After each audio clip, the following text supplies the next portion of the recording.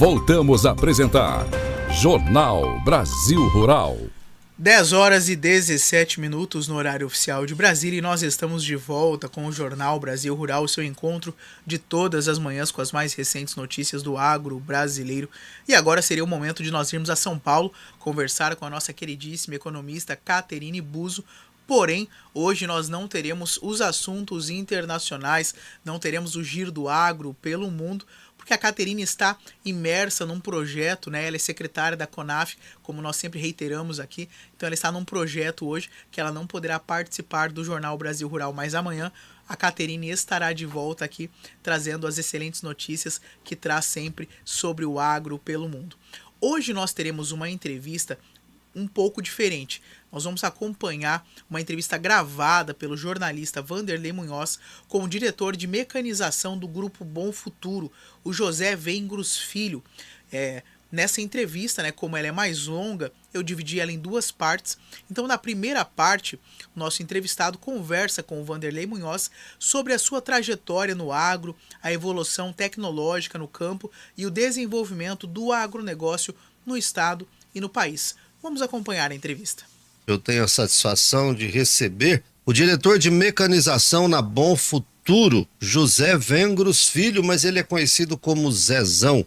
Zezão, prazer recebê-lo para a nossa entrevista, seja bem-vindo. Muito obrigado pela oportunidade e estou à disposição de vocês. Eu quero começar sabendo um pouquinho de você. Eu disse aqui José Vengros Filho, essa origem Vengros vem de onde? Essa origem veio da Romênia, né? Meus avós são nascidos na Romênia, mas que tem ascendência alemã. Então, ou seja, os avós deles subiram da Alemanha para a Romênia, e depois meus avós vieram para o Brasil, né? Acabaram se reencontrando e se conhecendo aqui no Brasil, se casaram. Então, pelo lado paterno, eu sou 100% romeno, e pelo lado materno aí tem negro de escravo, tem índio, tem mineiro, ou seja, tem uma mistura grande aí. De toda essa miscigenação, o Zezão nasceu onde? Eu nasci em Cornélio Procópio, no Paraná, e desde pequeno dentro de uma fazenda, era uma fazenda produtora de café, uma fazenda grande de café, que chegou até próximo a 2 milhões de pés de café. Então, ou seja, eu estou no ramo da agricultura desde que me conheço por gente, se falar bem, desde os anos 70. Perfeito. E atuando diretamente nesse mercado, a gente vai falar aqui de tecnologia, de mão de obra, de tudo que envolve o agro, e você atua diretamente nesse mercado há mais de 40 anos, você me falou. Mais de 40 anos. Posso colocar aí 45 anos folgado. E em Mato Grosso, há quanto tempo? Mudei para o Mato Grosso em 1991 pela primeira vez. Depois eu acabei ficando 2 anos fora. Então, se nós pegarmos de 91 a 24, eu estou há 33 anos aqui. Fiquei 2 fora, 31 anos de Mato Grosso. Então, acompanhei todo o desenvolvimento, né, da cidade, né? Ajudei a fundar Sapezal, conheci Lucas, Sorriso, Mutum quando estava começando. Então, ou seja, acabei conhecendo todo o estado do Mato Grosso aí. Você acompanha o desenvolvimento do estado nas últimas décadas? Com certeza. E também tem, como eu fui funcionário da Massey Ferguson, eu acabei conhecendo basicamente o Brasil todo. Se eu te falar de Oiapoque a Chuí, eu acabei conhecendo, trabalhando por fábrica, conhecendo todas as capitais interiores, né, trabalhando, conhecendo mesmo e consertando máquina dentro dos concessionários, dando apoio aos concessionários técnicos, depois na área comercial. Então, tem um grande conhecimento da evolução da agricultura a partir aí dos meados dos anos 80 para cima. E quando você fala dessa evolução da agricultura, Zezão, a gente sabe que a tecnologia trouxe um grande impulso a tudo isso. E você é um diretor de mecanização. É possível definir quando que a tecnologia começou a mudar a realidade no campo brasileiro? Eu falo que, e não só isso por conhecimento, né? Nós ficamos parados muito tempo em desenvolvimento tecnológico em máquinas agrícolas até a chegada da John Deere no Brasil.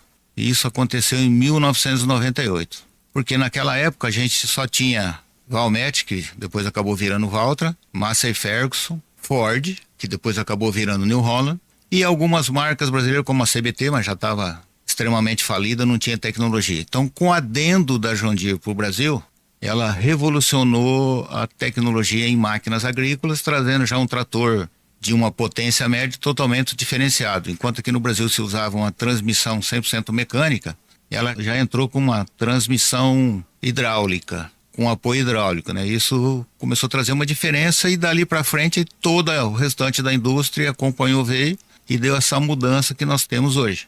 E para te falar, tem máquina hoje que está sendo lançado aqui no Brasil junto com os Estados Unidos e Europa. Às vezes até na frente um pouquinho, tá? Então, nós crescemos muito em toda a tecnologia durante muito pouco tempo.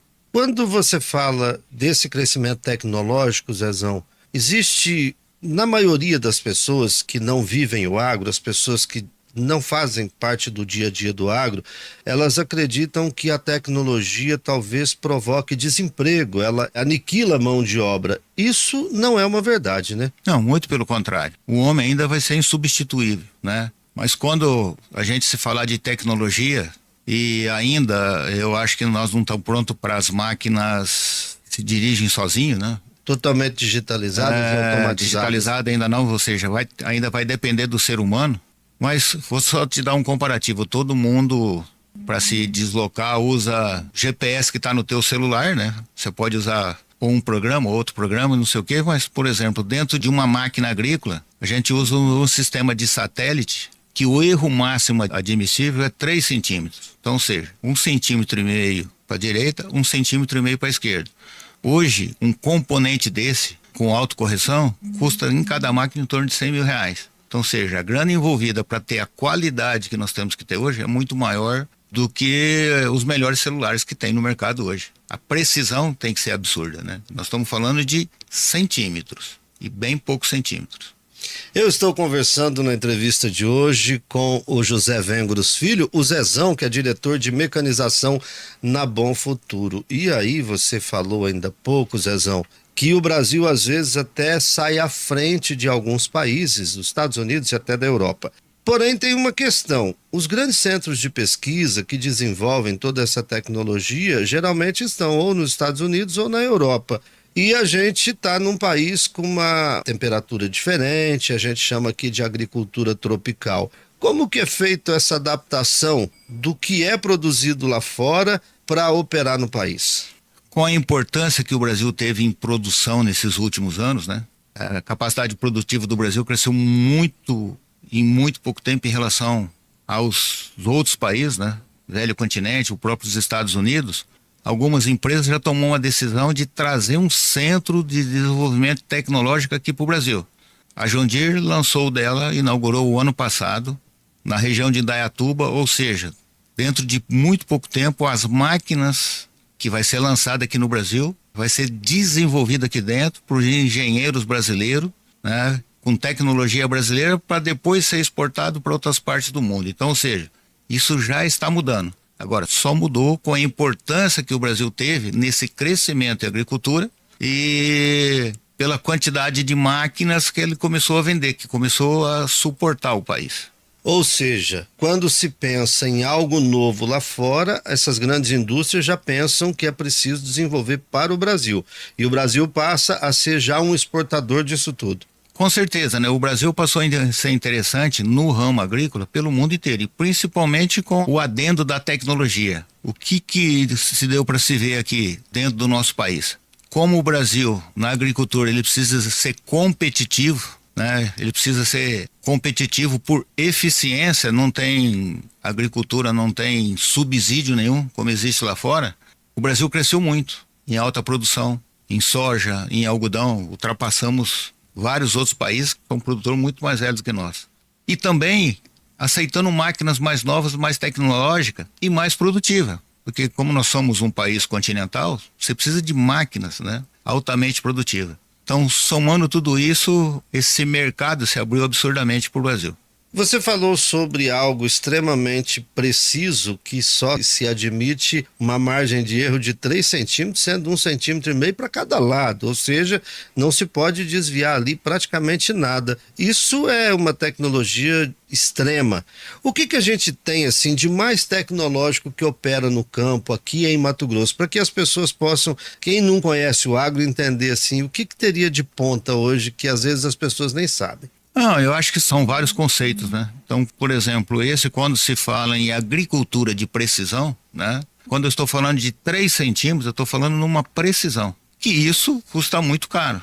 E outra, cada máquina está ligada diretamente a seu satélite. Então, ou seja, ela está enviando posicionamento e recebendo posicionamento, e um software interno dentro da máquina está corrigindo isso em questão de milissegundos, para que você consiga ter essa precisão em movimento. Voltando a se falar, se você pegar em precisão, tem equipamentos que se utilizam em construção civil e qualquer outro negócio.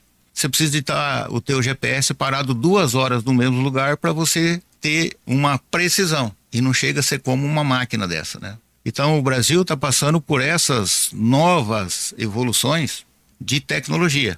Vindo mais fabricantes para o Brasil, já veio vindo fabricante da Índia, fabricante chinês, ou seja, fabricantes do mundo inteiro, já teve da Coreia, a LS é coreana, né? E máquinas da linha amarela também estão se investindo aqui no Brasil. Então, ou seja, eles descobriram no ramo de equipamentos, e quando eu estou falando não só de agricultura, mas assim de equipamentos no geral, um novo continente, que é essa nova evolução do Brasil, tanto no campo como nas construções de cidades, ferrovias, hidrovias, que o Brasil deve entrar nisso também, como na nossa malha viária, né? Então tem possibilidade de todo mundo para ir.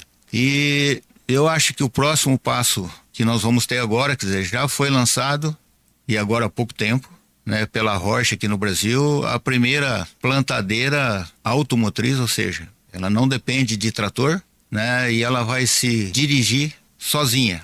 Vai ser totalmente autônoma. Totalmente autônomo. Mas vamos lá. Um operador tem que ficar na cabine dela. Tem o espaço para a cabine para o operador ficar monitorando tudo que está acontecendo. Então, ou seja, o ser humano não vai ser isolado. Ela não elimina a mão de obra, ela precisa de qualificação dessa mão de obra. Com certeza. A gente vai falar sobre essa mão de obra daqui a pouquinho, mas Zezão, tudo isso com certeza é para aumentar a produtividade no campo? Tudo isso te ajuda, né, a você ter o controle da sua produção. Então você vai saber onde você está gastando mais, aonde você poderia gastar menos, e você tem um controle disso. Quando você tem esse controle, né, você vai produzir mais barato. Volto a dizer, já que o Brasil não tem subsídio nenhum para produzir grãos, enquanto que o restante do mundo, os governos subsidiam para se produzir comida. Aqui não, né? A gente produz para poder exportar e ser competitivo com eles. E isso é o grande medo, tanto é a briga da França conosco aí, que não quer que derruba mais, que não sei o quê. Por quê? Porque nós somos muito mais competitivos do que eles. Uma verdadeira ameaça para o mercado deles, com certeza, né? Com certeza. Perfeito. Eu estou conversando na entrevista de hoje com o diretor de mecanização na Bom Futuro, o José Vengros Filho, conhecido como Zezão.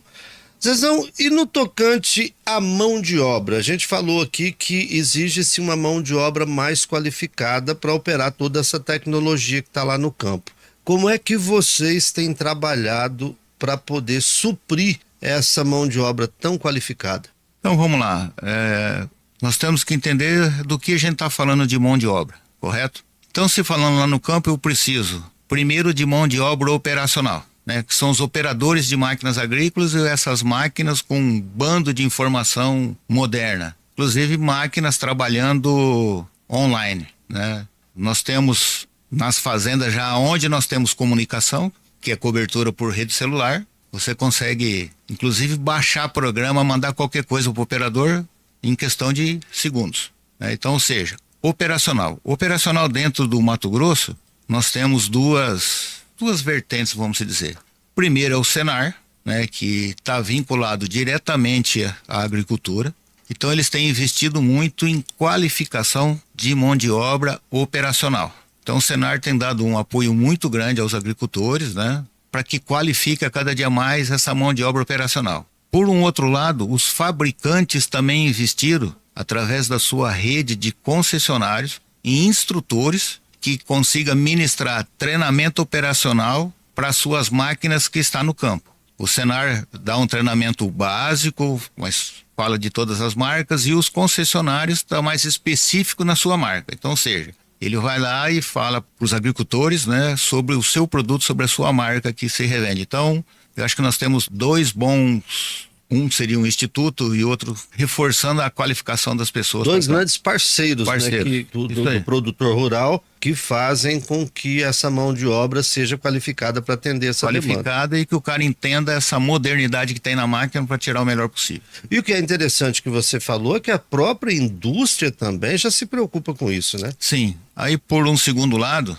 a gente conseguiu, através de uma união entre Senar e Senai, que aí o Senai está relacionado à indústria e toda a indústria de máquinas agrícolas, né, a investir em treinamento, em qualificação profissional para mecânicos que estão aqui no Mato Grosso. Qual mecânico? Mecânicos de concessionários, mecânicos de fazenda, trazendo uma especialização, né, com todos os fabricantes, para que essa mão de obra gira aqui dentro e não tenha que perder tempo saindo fora em outros estados buscar esse ponto.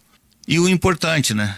O Senai com isso também, ele deve estar com 18 caminhões, né? Com todo o centro de treinamento interno para fazer isso lá no campo para os agricultores. Então, ou seja, você tem uma fazenda, se você tem lá 15 mecânicos, o cara que quer aprender, ele ministra um curso básico dentro da sua própria fazenda.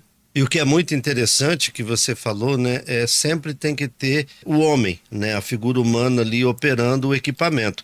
Mas para que o equipamento opere bem, ele tem que ter uma manutenção adequada. E implica em ter toda a assistência técnica, a mecânica, a prevenção, a manutenção.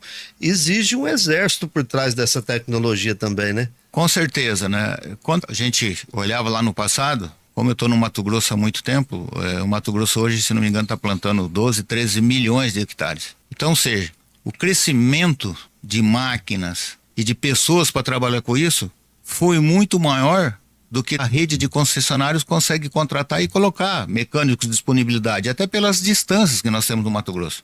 Então, esse ponto de encontro entre as entidades, né? Senai, Senar e fábricas, está trazendo esse conhecimento para dentro do campo. Muito mais fácil, muito mais rápido e com custo muito mais acessível.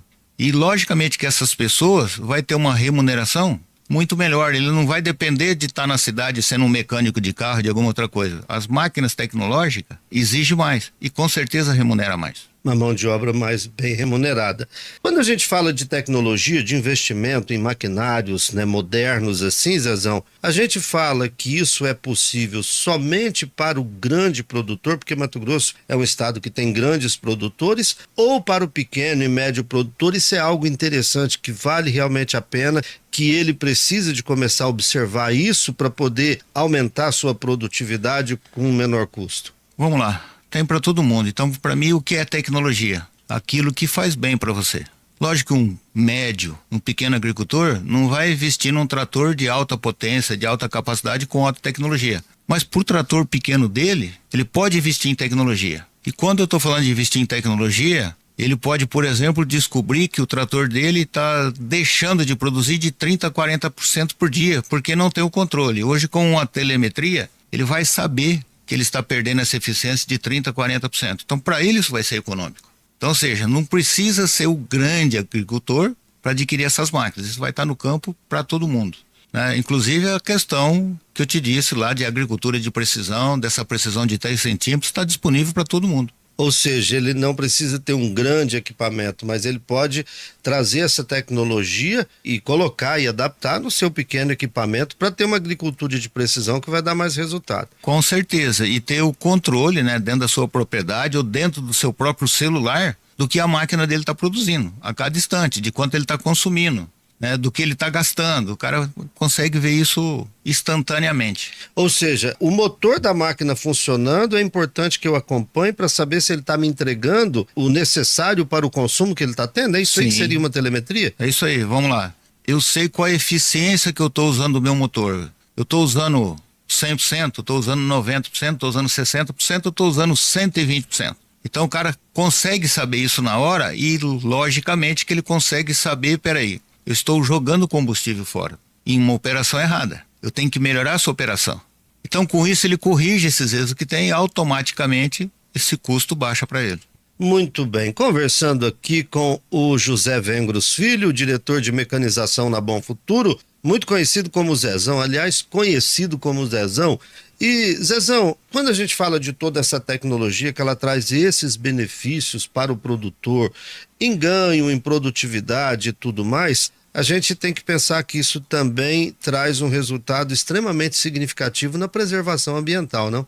Com certeza. Se eu uso menos combustível, eu poluo menos. Entendeu? Eu deixo de, às vezes, fazer alguma operação, né, que eu fazia errada antigamente. Por exemplo, eu consigo hoje trabalhar muito mais em nível se eu tenho a tecnologia de agricultura de precisão. Antigamente, quando o cara não tinha, ele fazia do jeito que ele achava melhor. Às vezes, provocando erosão na lavoura. E essa erosão vai para os rios, ou seja, vai para vários outros lugares, né? Então, tudo isso ajuda a nós termos um estado, né, não vou nem falar de planeta, mas muito mais sustentável, né, econômico, com menos poluição, né, e com custo muito mais acessível. Uma coisa, Zezão, que as pessoas fazem uma ideia muito erroneamente e que eu gostaria que você colocasse isso pra gente, é com relação, por exemplo, o uso de defensivos agrícolas. Quem não conhece acha que isso é jogado de qualquer maneira, que não há todo um estudo, uma prescrição, como se fosse realmente um médico prescrevendo um medicamento para uma pessoa que precisa da dose exata. E o produtor tem esse cuidado, porque é muito dinheiro também que está envolvido. E se ele não souber aplicar, fazer a dosagem correta e cuidar, ele vai ter também muitos prejuízos, não? Com certeza. Mas vamos lá. Qual é a diferença entre o remédio e o veneno? É só a dosagem. Que os dois podem atuar como remédio ou como veneno. Só que na linha agrícola não tem remédio. Todo mundo fala, então vamos botar o veneno, correto? E esse veneno ficou, então... É um erro cultural, né? Erro cultural, e isso parece que está fazendo mal. Então vamos lá. Hoje, além dos venenos ou dos produtos químicos feitos pela indústria química, também a agricultura está crescendo muito no mundo biológico, né? Foi buscar coisas que estão dentro da nossa natureza, né? E que começa a estar combatendo grandes pragas aí. Então, ou seja, nós estamos reduzindo muito o consumo de químicos e trabalhando com produtos naturais. Se algumas pessoas lembram, se você pegar no Paraná, Rio Grande do Sul, Santa Catarina, lá nos anos 70, 80, o cara ia no soja procurar a lagarta que tinha morrido, que estava branca por fora. Por quê? Aquilo foi um fungo que atacou. O cara levava para casa, botava no liquidificador, batia aquilo, fazia um suco daquilo e saía passando para a lavoura. Inclusive, a mãe do cara brigava, ô, que eu vou fazer meu suco para tomar, você tá batendo lagarta aqui dentro?